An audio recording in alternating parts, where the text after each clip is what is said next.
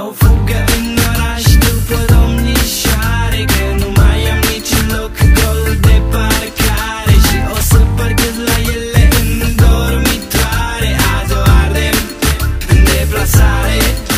Dau fugă în oraș după domnișoare, că nu mai am niciun loc gol de parcare. Și o să parchez la ele în dormitoare. Azi o ardem în deplasare.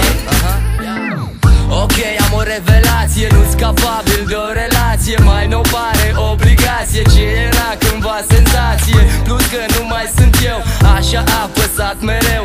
Lasă-mă să spun ceva, nici tu nu mă vrei așa. Recunoaștem stă mai bine când zâmbesc că sunt cu tine. Spui că mă iubești și eu, și eu, și eu, și eu. Dau fugă în oraș după domnișoare, că nu mai am niciun loc gol de parcare. Și o să parchez la ele în dormitoare. Azi o ardem în deplasare. Dau fugă în oraș după domnișoare, că nu mai am niciun loc gol de parcare. Și o să parchez la ele în dormitoare. Azi o ardem în deplasare.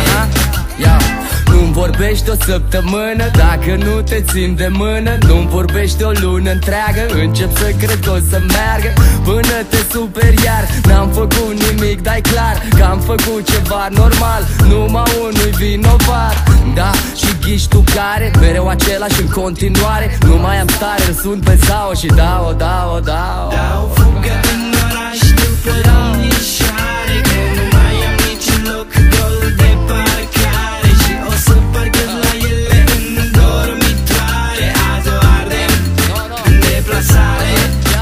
Dau fugă în oraș după domnișoare, că nu mai am niciun loc gol de parcare. Și o să parchez la ele în dormitoare. Azi o ardem în deplasare.